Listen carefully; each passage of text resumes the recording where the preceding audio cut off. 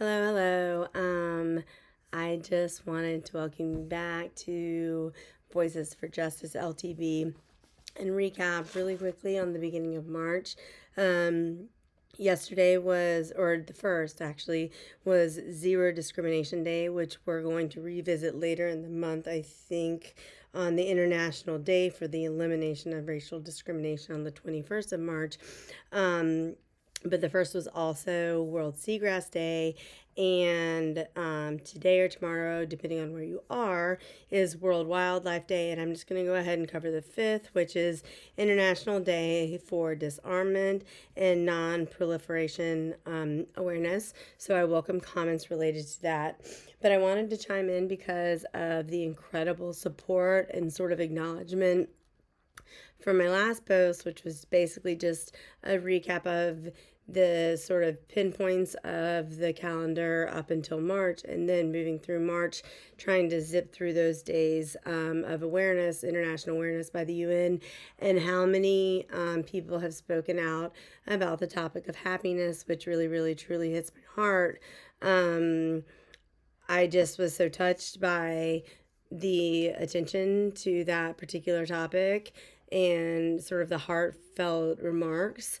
And so I wanted to just talk briefly, as much as I can, about that, just to acknowledge that topic and to welcome any sort of commentary or thoughts, opinions, questions leading up to the International Day of Happiness, which is March 20th, so that I can sort of come up with a dialogue of conversation and then hopefully along the way be able to respond to certain comments that y'all have posted.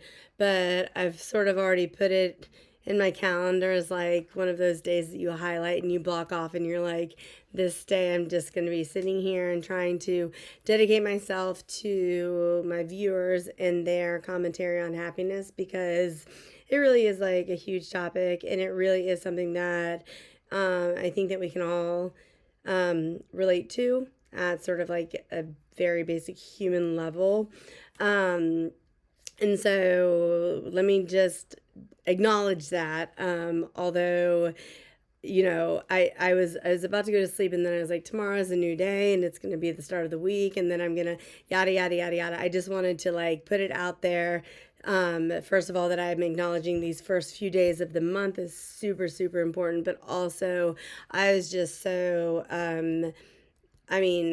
awestruck and just taken aback by the attention to the importance of happiness. And look, I'll say this from the start, I'm not any sort of guru on happiness. I think that everyone has an individual approach and like inherent means of seeking and feeling happiness, and that belongs to each and every one of us. But a few things that I believe, like kind of down to the core, is that happiness, first of all, is individual, but it can be shared, and sharing happiness begets happiness.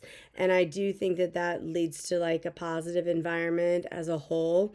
I also think that happiness, I think Aristotle said this, but I think happiness depends on ourselves. And that's not to say that like happiness can't come from external sources, but we truly can't rely on outside sources to make us happiness. This is like an intrinsic feeling that we all experience within ourselves and have to sort of seek within ourselves based on the external components around us.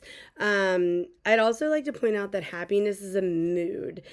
So if you compare that to like a mindset, sort of like optimism or positivity, happiness is a mood, and moods shifting doesn't necessarily destroy your mindset.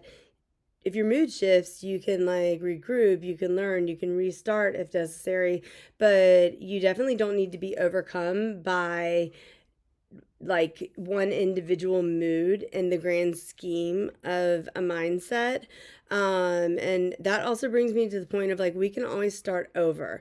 And so, one of the things that I like to remind myself is like, it's never too late to be what you might have been.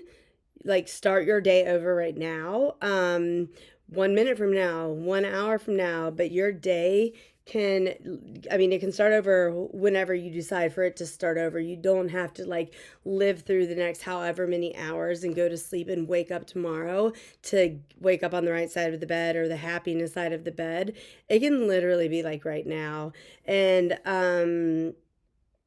one of the quotes that I've read before, and unfortunately I don't know who it's by, but the quote says, "Life always offers you a second chance," and it's called tomorrow. Now I know I just said like don't wait till tomorrow, but the point is, let's just say life always offers you a second chance. It's called right now, or 1 minute from now, or 1 hour from now. And if it has to be tomorrow, it has to be tomorrow, but just recognize that like nothing is like going to stick with you like for the longevity of any sort of existence that you don't have control over to sort of like rewind, reset, restabilize, and sort of like reposition your attitude on what's going on. And that's easier said than done, of course. Like, I understand that.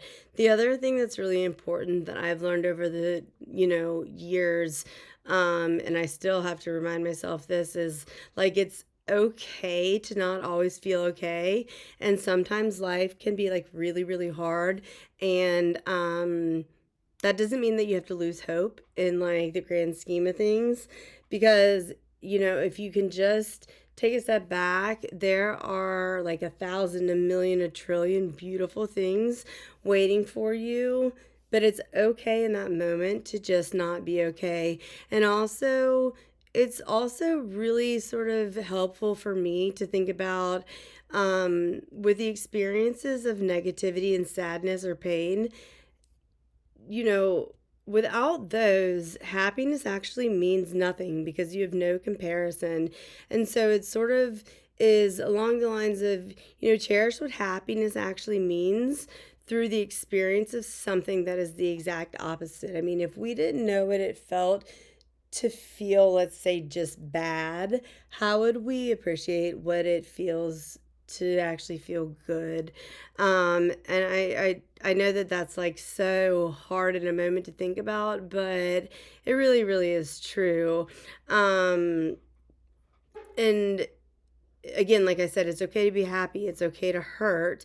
You don't need to make excuses for it. I mean, that is part of like being a human being, and just working your way through different emotions. And like I just said, bad things can teach us how to look at the good things in a whole new light, which I think is really, really, really important. And one of the other things that somebody told me, I don't know, several years ago, but I was going through a rough time, and they just said, let it hurt, let it heal, let it go. Now, the let it go part, sometimes I think that that's like a little bit tougher, but the concept of letting it hurt and letting it heal, and then maybe not necessarily letting it go in the sense of like forgetting about it, but not letting it like weigh on your shoulders, is like super important.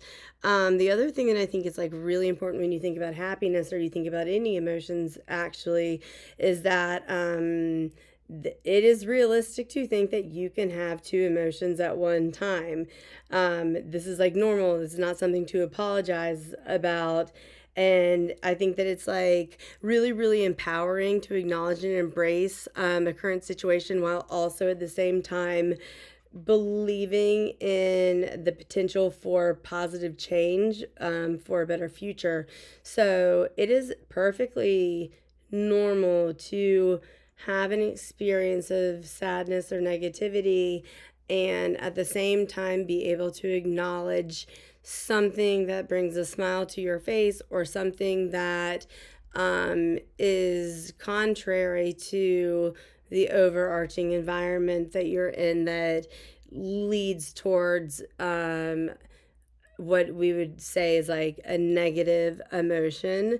I think that It's important to not attach happiness to negativity as one in the same feeling, but rather a paradox for comparison, hope, and growth. And that just goes back to the same point of it is. Some people call it mixed emotions. That I wouldn't say that. I'd say that it is just the normalcy of our sort of human survival, being able to understand that there's so many things going on within us that we don't have to sort of like isolate or imprison this dominant feeling of whether it's like happiness or sadness into like one category and one category alone. And just like that feelings and emotions are not exclusive of one another. Because I think it's really like easy to get locked into that, especially like at least for me with sadness or like disappointment or negativity.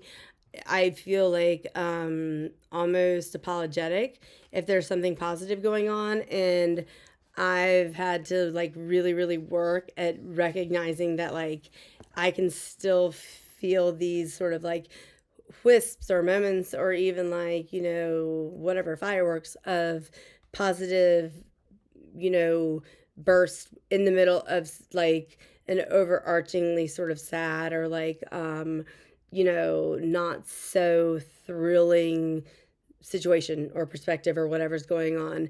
And like there's an overarching reminder that I just wanted to end with is like don't relive sadness from your past at the expense of a positive future. And I'll go back to this like when we talk more about positivity and happiness on March 20th. But Nelson Mandela, who I'll go into his sort of backdrop in his story, but one of the things that he said, which I think is really powerful, is that everybody makes mistakes in life. I mean, we all do. But that doesn't mean that that we have to pay for them for the rest of our lives. Sometimes good people make bad choices. It doesn't mean that we're bad. It means that we're human. And sometimes reminding myself of that and just reminding myself of that when I'm thinking about the context of like humanity and things. I think that we're all better than our worst bad act. And that relates back more to positivity and an optimistic outlook than it does for happiness, but I think that they're very very much related. So for right now I would just say, what I'm trying to share is just to be here happy, share happiness. Remember that we're all human, and if you need help, if you need support, just honestly ask. And the response that you'll get is very much probably aligned with the response that you would provide for another person who's in need of strength. And others will reach out their strength and hold you up when you're feeling weak. And it's really hard when like things are going kind of like downhill, but I promise reaching out for help is like the best thing that you can do. And so all of this leads back to the thought of happiness, and share your happiness when you have like positivity on your shoulders. And also remember that there are so many people out there that when you're not feeling so strength empowered by happiness, that do have that book bag of happiness on their shoulders, and they are more than willing to sort of like squeeze you into that backpack and really like rejuvenate sort of the spirit in your soul. So I know it's late, like, well, not for everybody, but it is for me. I've really got to go to sleep, but I did want to share that. I appreciate all the support, all of the followers, and I will talk to you, if not sooner, I will definitely talk to you on March 8th for International Women's Day. In the meantime, I'm really going to keep on top of the comments which relate to happiness so that we can try to share like every single sort of question or comment once the International Day of Happiness comes around later this month. All right, thank you for following. See you later. Bye.